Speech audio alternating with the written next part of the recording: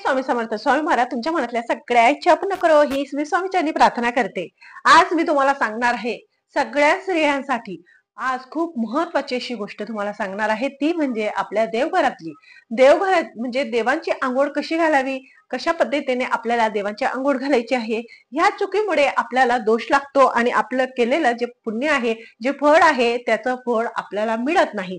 पण ते कसं मिळत नाही, त्याची चूक आपण कशा करतो, त्याच्याबद्दल संपूर्ण माहिती सांगणार आहे. त्यामुळे व्हिडिओ लास्ट पर्यंत बघायचा आहे. बघा, आज मी तुम्हाला सांगणार आहे, प्रत्येक स्त्री ही आपल्या घरामध्ये देवपूजा करत असते. असं कुठलंच घर नाही की त्या घरामध्ये देवपूजा केली जात नाही. आपलं म्हणजे काही काही जणी अशा म्हणतात की हे एक माझं काम आहे. देवांचं म्हणजे देवांची पूजा करणं सुद्धा स्त्रिया असं म्हणतात की माझं काम आहे. हे काम आवरलं की मी मोकळी झाली दुसरं काम करायला. पण देवांची पूजा करणे म्हणजे हा एक काम नाही, ते आध्यात्मिक आहे. आणि ज्या घरामध्ये देवाची पूजा होते त्या घरामध्ये सकारात्मक वातावरण तर असतं, पण आपण आपल्या सुखासाठी, आपल्या जीवनासाठी, आपल्या परिवारासाठी देवाची पूजा करत असतो, आराधना करत असतो. त्यामुळे त्याला काम मानू नये, हे चुकीचं आहे. आणि दुसरं म्हणजे बघा, प्रत्येक स्त्री ही आंघोळ म्हणजे देवांची आंघोळ घालते. आंघोळ घालताना आपण ह्या छोट्या छोट्या चुका करतो. आता त्या चुका कुठल्या कुठल्या करतो ते सांगते अगोदर. बघा, ज्या वेळेस आपण देवांना आंघोळ घालत असतो, काय करतो, देवघराजवळ बसतो. लवकर सकाळी उठल्या उठल्या आपलं ते एकच काम असतं, उठल्यासोबत बरोबर देवाजवळ बसायचं, देवपूजा करायची. प्रत्येक स्त्रीच आहे तुमच्यापासून माझ्यापर्यंत की देवाजवळ बसायचं, पटापट आवरायचं, देवांना एका ताटामध्ये ठेवायचं. ताटामध्ये ठेवलं की त्याच्यावर पाणी टाकायचं, मंत्र तंत्र म्हणायचे किंवा ओम नम शिवाय, तुम्ही जो काही कोणता मंत्र म्हणत असेल, श्री स्वामी समर्थ, ओम गणपते नमः, आणि काय करतो, एक पेलाभर पाणी घेतो आणि सगळ्या देवांना एका ताटामध्ये ठेवतो. ताटामध्ये ठेवल्यानंतर त्या देवांवर संपूर्ण देवावर असं पाणी फिरवतो फिरवतो आपण मंत्र म्हणत असतो. पण याच्याने तुम्हाला भयंकर दोष लागतात. आणि काय करतात, ते देव कसे मसे धुतात. त्याच्यात धुतले गेल्यानंतर त्याच पाण्यामध्ये त्याच एकाच ठिकाणी सगळ्या देवांना धुतात आणि एक एक देव करून तुम्ही तुमच्या देवघरामध्ये ठेवतात. पण याच्याने तुम्हाला भयंकर दोष लागू शकतो. कसा ते सांगते आता. बघा, आपण ज्या वेळेस तुम्ही आंघोळीला जातात, आता तुमच्या घरातले भरपूर लोक आहे आणि ते जर आंघोळीला गेलेले असतील तर तुम्ही काय सगळेजण एकाच टायमाला देवघरा म्हणजे बाथरूम मध्ये जाणार का? नाही ना.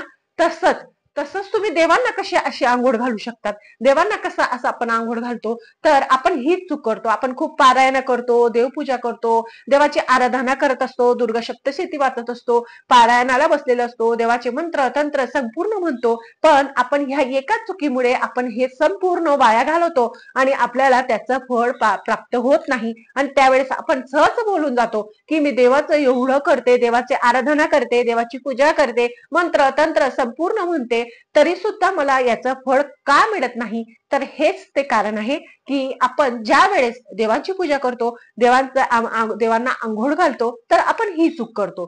तर तुमच्या घरामध्ये जर भरपूर लोक असतील आणि एकाच जागेवर जर सगळ्यांना घालून दिलं आणि त्यांना सांगितलं की एकाच पाण्यामध्ये तुम्ही सगळेजण आंघोळ करा, तर करणार का तुमच्या घरातले? नाही. तशाच प्रमाणे आपल्याला सुद्धा आपल्या देवांना तशी आंघोळ घालायची नाही. हा मोठा दोष आहे, महाभयंकर दोष आहे. त्याच्यामुळे तुमच्या देवांना सुद्धा दोष लागतो, तुम्हाला पण लागतो. त्यामुळे आपल्या घरामध्ये सुख नांदत नाही आणि केलेलं पुण्याचं फळ आपल्याला मिळत नाही. आता त्याच्यातलंच तुम्हाला सांगणार आहे की बघा काय करायचं. ज्या वेळेस आपण देवाची पूजा करतो त्यावेळेस काय करायचं, अगोदर एक मोठं तांबून घ्यायचं. भले तुमच्या घरात 2-3 तांबण लागले तुम्हाला तरी सुद्धा चालेल, पण आपल्याला एक तांबण घ्यायचं मोठं वालं. त्याच्यामध्ये संपूर्ण देव अगोदर ठेवून द्यायचे. देव ठेवून झाल्यानंतर काय करायचं, संपूर्ण मंदिर क्लीन करायचं, साफ करून टाकायचं. आणि नंतर न आपल्याला काय करायचं आहे, एक छोटस सुंदर असं आसर म्हणजे छोटस कापड घ्यायचा, लाल कलरचा जो काही कापड असेल तुमच्या घरात, चांगला स्वच्छ कापड अथरायचा. देवाला एका काही काही ठिकाणी बघा, एकाच ठिकाणी गंगाळमध्ये सुद्धा देव टाकले जातात आणि त्याच ठिकाणी संपूर्ण देवांना देवीला संपूर्ण त्याच पाण्यामध्ये आंघोळ घातली जाते. पण असं करू नका, हा महाभयंकर दोष आहे. त्यामुळे आपल्याला काय करायचं आहे, एक गंगाळ घ्यायची, एका साईडला डिश घ्यायची आहे, एका डिश मध्ये संपूर्ण देव काढून घ्यायचे. देव काढून झाल्यानंतर एक गंगाळ घ्यायची आहे. गंगाळ घेतल्यानंतर उजव्या हातामध्ये आपल्याला पाण्याचा गडू घ्यायचा आहे आणि डाव्या हातामध्ये ते जी मूर्ती असेल, गणपती बाप्पांची असेल, कृष्णाची असेल, ती मूर्ती घ्यायची आणि हळूहळू पाणी टाकत जायचं, हातातच धरायची आणि असं हळूहळू पाणी टाकायचं आणि देव धुवायचे. मंत्र तंत्र तुम्हाला जे म्हणायचं असेल ते म्हणायचं आणि नंतर ना ती मूर्ती खाली ठेवायची नाही. खाली नाही ठेवायची, डायरेक्टली खाली ठेवायची नाही. आपल्याला काय करायचं, एक कापड टाकायचं आहे, त्या कापडावर तुम्ही ती मूर्ती ठेवायची, पुसून स्वच्छ क्लीन करून ती मूर्ती तिथं ठेवायची. नंतर दुसरा देव घ्यायचा, दुसरा देव घेतल्यानंतर परत तसंच करायचं, तसंच धुवायचं. कारण की आपण ज्या वेळेस देवपूजा करतो, देवाची आंघोळ करतो, त्या अगोदर देवीला धुतलेला म्हणजे देवीची आंघोळ घालतो, मग ते देवीचं पाणी खाली पडलेलं असतं, ते संपूर्ण म्हणजे ते अशुद्ध पाणी असतं, ते देवीचं पाणी खाली पडतं आणि त्याच्यामध्ये आपण दुसरा देव धुतो, तर त्याचा दोष आपल्याला लागणार की नाही लागणार, लागणार ना. त्यामुळेच हा एक विचार करायचा आणि देवपूजा करताना आपण ही चूक करायची नाही. आपल्याला एक एक देव हातामध्ये घ्यायचा आहे. उजव्या हातामध्ये पाण्याचा गळू घ्यायचा आहे आणि डाव्या हातामध्ये देवाची मूर्ती घ्यायची आहे.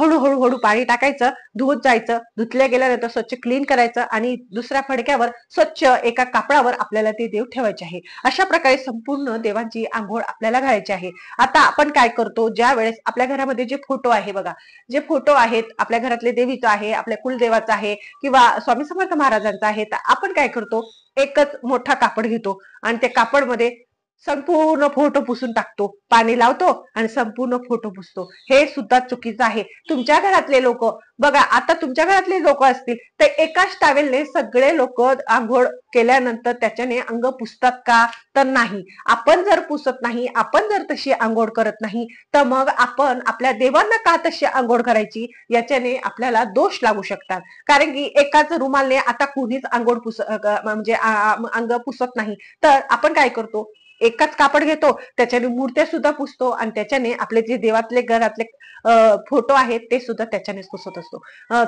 तर मग काय करायचं, 2-3 कापडचे छोटे छोटे तुकडे करायचे, जे आपण मंत्रा म्हणतो लाल कलरचा म्हणा, तुम्ही रुमाल वापरत असतील तर रुमाल 2-3 करायचे, मूर्त्या पुसायला वेगळ्या घ्यायचा, आपले फोटो पुसायला वेगळ्या घ्यायचा. आणि काय करायचं, ज्या वेळेस आपण आपल्या घरामध्ये जर समजा 2 फोटो आहेत, तर काय करायचं, अगोदर ह्या कापडने म्हणजे एक घडी असते, त्या घडीने अगोदर स्वामी समर्थ महाराजांचा फोटो पुसून घ्यायचा. नंतर ना तुमचे जे गुरु असतील, देवी माता असेल, ते कापडला पलटा मारायचा, दुसरी साईड करायची आणि त्याच्याने दुसऱ्या साईडने देवाची म्हणजे नंतर ना दुसऱ्या साईडने त्या देवाची आपल्याला फोटो पुसायचा आहे.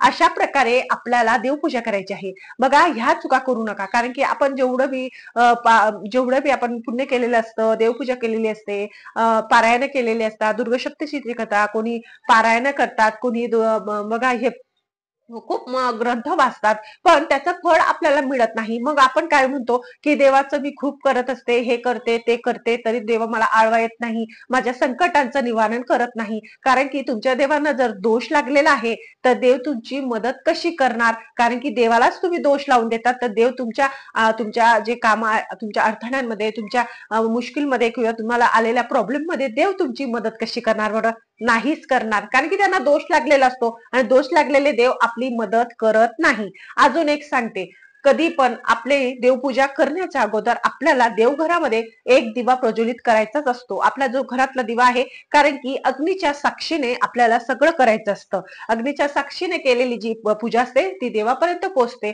असं म्हटलं गेलेलं आहे.